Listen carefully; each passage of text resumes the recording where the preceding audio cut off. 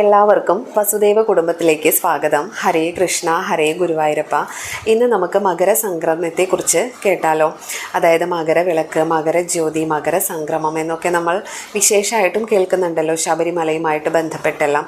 അപ്പോൾ എന്താണ് മകരസംക്രമണം? സംക്രമം എന്ന് പറയുന്നത് അതായത് ആദിത്യൻ, അതായത് സൂര്യൻ ദക്ഷിണായനത്തിലായിരുന്നല്ലോ ഇത്രയും കാലം സഞ്ചരിച്ചിരുന്നത്.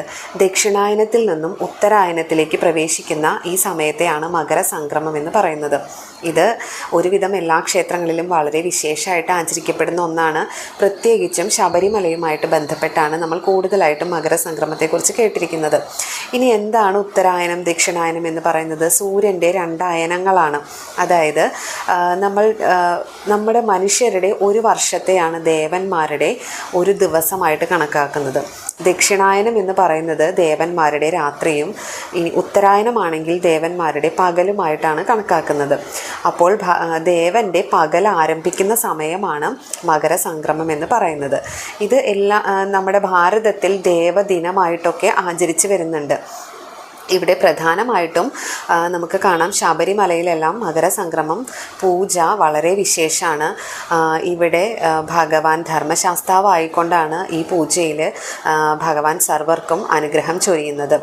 ഇനി ഇവിടേക്കുള്ള ഈ മകരസംക്രമ പൂജയിൽ പ്രത്യേകമായിട്ടും തിരുവിതാംകൂറിൽ നിന്നും ദൂതൻ കൈവശം കൊടുത്തയക്കുന്ന നെയ്യാണത്രേ അഭിഷേകത്തിനായിട്ട് ഉപയോഗിക്കുന്നത്. അങ്ങനെ ഒരു പ്രത്യേകത കൂടി ഈ സംക്രമ പൂജയ്ക്ക് ഉണ്ടെന്നാണ് പറയപ്പെടുന്നത്. മകരവിളക്ക് കാണാൻ വരുന്ന പലർക്കും മകരജ്യോതിയും മകരവിളക്കും തമ്മിലുള്ള വ്യത്യാസം എന്താണെന്ന് അറിയില്ല. എന്താണ് ഇത് തമ്മിലുള്ള വ്യത്യാസം? മകരം 1-ാം തീയതി മകരസംക്രമ ദിവസം വൈകിട്ട് ഉദിക്കുന്ന നക്ഷത്രമാണ് മകരജ്യോതി എന്ന് പറയുന്നത്. ഇത് വളരെ കുറച്ച് സമയം മാത്രമേ ആകാശത്ത് കാണാൻ സാധിക്കുള്ളൂ. ഇത് ആ ഭൂപ്രകൃതിയുടെ ചില സവിശേഷതകൾ കൊണ്ടാണ് ഇങ്ങനെ സംഭവിക്കുന്നത് എന്നാണ് പറയപ്പെടുന്നത്. എന്നാൽ മകരവിളക്ക് എന്ന് പറയുന്നത് അവിടെയുള്ള ആദിവാസികൾ പണ്ട് കാലത്ത് കത്തിച്ചിരുന്നതായിട്ടാണ് പറയപ്പെടുന്നത്. വിശ്വാസപ്രകാരം ശബരിമലയിലേക്ക് പന്തളത്ത് നിന്നും കൊണ്ടുവരുന്ന ആഭരണങ്ങൾ കൊണ്ടുവരുമല്ലോ, തിരുവാഭരണ യാത്രയുണ്ടാവുമല്ലോ, ഈ സമയത്താണ് ഈ ജ്യോതി പ്രത്യക്ഷപ്പെടുന്നത് എന്നാണ് പറയപ്പെടുന്നത്. മകരജ്യോതി പ്രത്യക്ഷപ്പെടുന്നത് ഈ സമയത്താണെന്ന് പറയപ്പെടുന്നു. മകരവിളക്ക് തെളിയുന്നത് പൊന്നമ്പലമേട്ടിലാണ്. 18 മലകൾക്കും നാഥനാണല്ലോ സാക്ഷാൽ അയ്യപ്പസ്വാമി. പൊന്നമ്പലമേട്ടിലാണ് ഈ മകരവിളക്ക് തെളിയിക്കുന്നത്. അതായത് ഇതിൻ്റെ മൂലസ്ഥാനം എന്നറിയപ്പെടുന്ന സ്ഥലത്താണ് ഇത് ചെയ്യുന്നത്. പണ്ട് കാലത്ത് ദേവന്മാരായിരുന്നത്ര ഇത് ചെയ്തിരുന്നത്. പിന്നീട് അത് മഹർഷിമാർ ഏറ്റെടുക്കുകയും അതിനുശേഷം പരശുരാമനാണ് ഇത് ചെയ്തു വന്നിരുന്നതെന്നും പറയപ്പെടുന്നുണ്ട്. പരശുരാമനിൽ നിന്നും ആദിവാസികൾ ഏറ്റെടുത്ത് അങ്ങനെ ആദിവാസികൾ തുടർന്നു പോരുന്നൊരു സമ്പ്രദായമായിരുന്നു ഇത്. എന്നാൽ ഇപ്പോൾ ശബരിമലയിലെ ഈ മകരജ്യോതി തെളിയിക്കുന്നത് അയ്യപ്പ സേവാ പ്രവർത്തകരും അതുപോലെ ദേവസ്വം ബോർഡിലെ ജീവനക്കാരും പോലീസ് സംരക്ഷണയോടെ കർപ്പൂരം കത്തിച്ചുകൊണ്ടാണ് ഇത് ചെയ്യുന്നത്. ഇത് പ്രധാനമായിട്ടും 3 തവണ ആലങ്കാരികമായിട്ട് ചെയ്തു പോരുന്നതാണ്. മകരജ്യോതി തെളിയുന്ന സമയത്ത് അതിനെ പ്രതിനിധീകരിച്ചുകൊണ്ടാണത്രേ ഇത് ചെയ്തു വരുന്നത്. ഈ മകരജ്യോതി എന്ന് പറയുന്നത് സാക്ഷാൽ ശിവഭഗവാനാണെന്നും പറയപ്പെടുന്നുണ്ട്. അതായത് ഭഗവാൻ തൻ്റെ പുത്രനായ അയ്യപ്പസ്വാമിയെ കാണാനായിട്ട് വരുന്നതാണത്രേ. ജ്യോതിയായിട്ട് തെളിഞ്ഞു നിൽക്കുന്നത് അതാണെന്നാണ് സങ്കല്പം പറയപ്പെടുന്നത്. അതായത് ഭഗവാൻ സത്യത്തിൽ യോഗനിദ്രയിൽ നിന്നും ഉണർന്ന് സർവാഭരണ വിഭൂഷിതനായിട്ടാണല്ലോ പിന്നീട് കാണപ്പെടുന്നത്. അപ്പോൾ ആ കാഴ്ച കാണാനായിട്ട് സാക്ഷാൽ പരമേശ്വരൻ ശിവഭഗവാൻ ജ്യോതിയായിട്ട് തെളിയുന്നതാണ് എന്നും പറയപ്പെടുന്നുണ്ട്. മകരസംക്രമ നാളിൽ അയ്യപ്പന് ചാർത്താനുള്ള തിരുവാഭരണങ്ങൾ പന്തളം കൊട്ടാരത്തു നിന്നും സന്നിധാനത്തേക്ക് എത്തിക്കുന്ന ഒരു ചടങ്ങാണ് ഈ തിരുവാഭരണ ഘോഷയാത്ര എന്ന് പറയുന്നത്. പതിറ്റാണ്ടുകളുടെ ചരിത്രമുണ്ട് ഈ ഘോഷയാത്രയ്ക്ക്. അതായത് ഇത് വിശ്വാസികളുടെ മാത്രമല്ല, ഒരു നാടിൻ്റെ മാത്രമല്ല, ഭക്തരുടെ മുഴുവനും പ്രാർത്ഥനകൾ ഏറ്റുവാങ്ങിക്കൊണ്ടാണ് ഈ തിരുവാഭരണ ഘോഷയാത്ര സന്നിധാനത്ത് എത്തിച്ചേരുന്നത്. അയ്യപ്പൻ്റെ പിതൃസ്ഥാനീയനായ പന്തളം രാജാവ് ഭഗവാനായിട്ട്, അതായത് അയ്യപ്പസ്വാമിക്കായിട്ട് തീർത്തിരിക്കുന്ന സ്വർണ്ണാഭരണങ്ങളാണ് ഈ തിരുവാഭരണങ്ങൾ എന്നറിയപ്പെടുന്നത്. ഇത് പന്തളം വലിയ കോയിക്കൽ കൊട്ടാരത്തിലാണ് സൂക്ഷിച്ചിരിക്കുന്നത്. ഈ മകരസംക്രാന്തി ദിവസമാണ് ഇത് കൊട്ടാരത്തിൽ നിന്നും സന്നിധാനത്തേക്ക് ഘോഷയാത്രയായി കാൽനടയായി എത്തിക്കുന്നത്. ഇതിന് പിന്നിലെ ചെറിയൊരു ഐതിഹ്യം പറയുന്നത് എന്താണെന്ന് വെച്ചാൽ, പന്തളം രാജാവ് അദ്ദേഹത്തിൻ്റെ മകനെ സർവാഭരണ വിഭൂഷിതനായിട്ട് കാണാൻ ആഗ്രഹിച്ചിരുന്നു. അതുപോലെ അദ്ദേഹത്തെ രാജാവായിട്ട് കാണാനും ആഗ്രഹിച്ചിരുന്നു. പക്ഷേ ഇതൊന്നും സാധിച്ചില്ലല്ലോ. അതുകൊണ്ട് തന്നെ അദ്ദേഹം ഒരു ആഗ്രഹം പ്രകടിപ്പിക്കുകയാണ്. തനിക്ക് വർഷത്തിലൊരിക്കലെങ്കിലും ഇതെല്ലാം ധരിച്ചുകൊണ്ട് പുത്രനെ കാണണം എന്നൊരാഗ്രഹം ധരിപ്പിച്ചത് കൊണ്ട് തന്നെ ഭഗവാൻ അത് അംഗീകരിക്കുകയാണ്. അതുകൊണ്ട് തന്നെ ഈ ദിവസം അദ്ദേഹം യോഗനിദ്രയിൽ നിന്നും ഉണർന്ന് തൻ്റെ പിതാവിൻ്റെ ഇംഗിതം നിറവേറ്റാനായിട്ട് നിന്ന് കൊടുക്കുകയാണ്. അപ്പോൾ അതാണ് ഈ ഒരു ദിവസത്തിൻ്റെ പ്രത്യേകത എന്ന് പറയുന്നത്. ഇനി ഇത് പ്രധാനമായിട്ടും 3 വലിയ പേടകങ്ങളിലായിട്ടാണ് ഈ തിരുവാഭരണം കൊണ്ടുവരുന്നത്. അതായത് തിരുമുഖം, പ്രഭാമണ്ഡലം, വെള്ളി കെട്ടിയ വലംപിരി ശംഖ്, ലക്ഷ്മി രൂപം, വിളക്കുമാല, കലശത്തിനുള്ള തൈലക്കുടം, പൂജാപാത്രങ്ങൾ, നെറ്റിപ്പട്ടം തുടങ്ങിയവയൊക്കെയാണ് ഇതിലുണ്ടെന്ന് പറയപ്പെടുന്നത്. ഇനി ഈ പന്തളത്ത് രാജാവിന് ഒരിക്കലും ഈ തിരുവാഭരണം ധരിച്ചിട്ടുള്ള മകനെ കാണാനായിട്ട് ഇങ്ങോട്ടേക്ക് വരാൻ സാധിക്കില്ല. കാരണം തൻ്റെ പിതൃസ്ഥാനീയനാണല്ലോ പന്തളം രാജാവ് എന്ന് പറയുന്നത്. അതുകൊണ്ട് തന്നെ രാജാവ് എഴുന്നള്ളുമ്പോൾ തീർച്ചയായിട്ടും അദ്ദേഹത്തിന് ബഹുമാന സൂചകമായിട്ട് എഴുന്നേറ്റ് നിന്നേ മതിയാവൂ. അപ്പോൾ അത് വേണ്ട എന്ന് കരുതിയിട്ട് രാജാവ് അദ്ദേഹത്തിൻ്റെ പ്രതിനിധിയെയാണത്രേ അയക്കുന്നത്. പന്തളം കൊട്ടാരത്തിൻ്റെ പ്രതിനിധിയോടൊപ്പം ഈ തിരുവാഭരണ ഘോഷയാത്ര ആരംഭിച്ച് 3 പേടകങ്ങളിലായിട്ടാണ് ഈ ആഭരണങ്ങൾ കൊണ്ടുവരുന്നത്. അതുമാത്രമല്ല, രാജാവിൻ്റെ പ്രതിനിധിയോടൊപ്പമായിരിക്കും ഈ യാത്ര തുടങ്ങുന്നത്. ഇത് 3-ാം ദിവസമായിരിക്കും സന്നിധാനത്ത് എത്തിച്ചേരുന്നത്. ഏകദേശം 83 കിലോമീറ്ററോളമാണ് തിരുവാഭരണ പാതയുടെ ദൂരം എന്ന് പറയുന്നത്. പരമ്പരാഗതമായിട്ടുള്ള വഴികളിലൂടെ തന്നെയാണ് ഇത് കൊണ്ടുവരുന്നത്. മഹിഷി നിഗ്രഹത്തിന് ശേഷം ഭഗവാൻ സന്നിധാനത്തുള്ള ധർമ്മശാസ്താവിൻ്റെ വിഗ്രഹത്തിൽ ലയിക്കുകയാണ് ചെയ്തത്. ഇത് മഹിഷി നിഗ്രഹത്തിൻ്റെ ആഹ്ലാദ സൂചകമായിട്ടാണ് ഇവിടെ മകരവിളക്ക് തെളിയിച്ചത്. ആദ്യമായിട്ട് മകരവിളക്ക് തെളിയിച്ചത് എന്നൊരു ഐതിഹ്യം കൂടി നിലവിലുണ്ട്. ഇനി ഈ മകരവിളക്ക് തെളിയുന്ന സമയത്ത് നമ്മൾ കൃഷ്ണപരുന്തിനെ കാണുന്നുണ്ടല്ലോ. അപ്പോൾ ധർമ്മശാസ്താവ് എന്ന് പറയുന്നത് പരമേശ്വരൻ്റെയും സാക്ഷാൽ വിഷ്ണുവിൻ്റെയും മകനായിട്ടാണ് പറയപ്പെടുന്നത്. അതുകൊണ്ട് തന്നെ പരമശിവനായിട്ട് നമ്മൾ പറഞ്ഞു ജ്യോതി കാണുന്നുണ്ട്.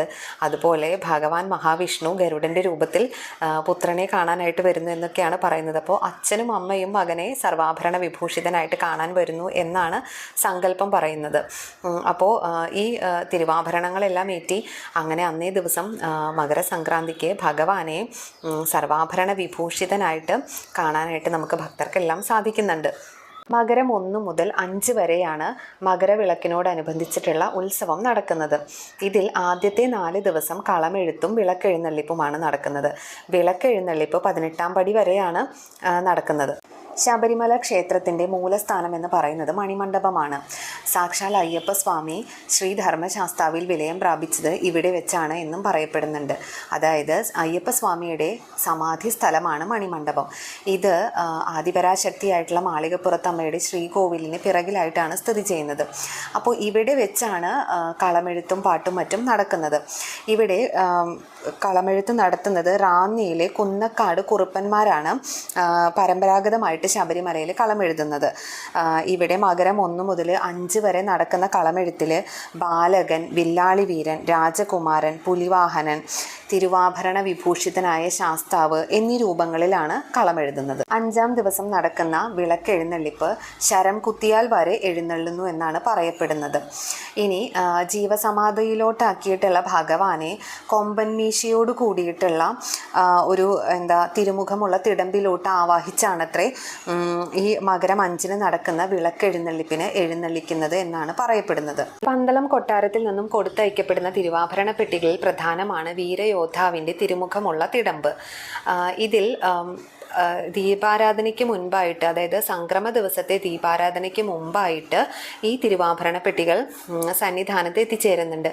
ഇതിൽ ഒരു തിരുവാഭരണ പെട്ടി ശ്രീകോവിലേക്കും മറ്റ് 2 മണിമണ്ഡപത്തിലേക്കുമാണ് കൊടുത്തയക്കപ്പെടുന്നത്.